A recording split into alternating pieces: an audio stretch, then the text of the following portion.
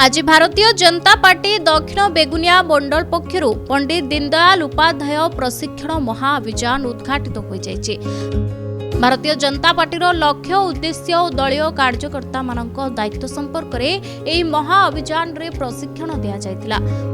कौनसी राजनैतिक उद्देश्य न रखी और निजर स्वार्थ त्याग करी जनसाधारण सेवा ही भारतीय जनता पार्टी मूल लक्ष्य। यहां साकार करने प्रशिक्षक दिलीप कुमार होता, प्रफुल्ल कुमार दलाई प्रमुख प्रशिक्षण देते। यह अवसर में मंडल सभापति लक्ष्मीधर पाठशाणी संयोजन एक सभा अनुष्ठित होता।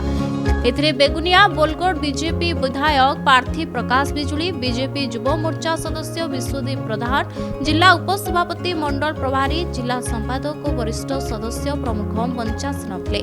प्रारंभ में भारत माता और पंडित दीनदयाल उपाध्याय फोटो चित्र में प्रदीप प्रज्वलन और पुष्प अर्पण कर वंदे मातरम सामूहिक गान करते। दल को तृणमूल स्तर पंचायत मंडल जिला तथा राज्य पर्यंत सुदृढ़ करने उपस्थित समस्त कर्मी को प्रशिक्षक अनुरोध करते। एक कार्यक्रम में विश्वनाथ रणसिंह, युवनेता सुनील सुंदराय, पिंटू सुंदराय प्रमुख सहयोग करते।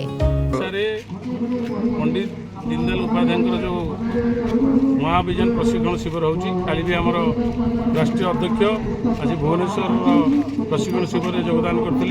तेणु ये समस्त आमर बोलगढ़ बेगुनिया 2टा जोन सरी जाइए, 4टा जोन आज चली। ये दक्षिण बेगुनिया मंडल सभापति नेतृत्व में ये प्रशिक्षण वर्गटा कार्यक्रम चली। बहुत सुंदर कार्यक्रम जहाँ यहाँ क्या प्रशिक्षण दि जाऊँगी मैंने लोक आमर जिते योजना अच्छी कि भारतीय जनता पार्टी जहाँ आभिमुख्य अच्छी, जहाँ भारतीय जनता पार्टी नरेंद्र मोदी सरकार, मोहन माझी सरकार जहाँ करें लोक पाक नापी चाहूँ। तेणु लोकर गोटे तल स्तर जो लोकटी जमी आम साहय सहयोग पाइब से सम मंडल सभापति समस्त टीम को समस्त को यही मध्यम जमा दी समस्ते आम जा लोक सेवा कर, लोक सहित जड़ित रुह, लोक सहित रुह।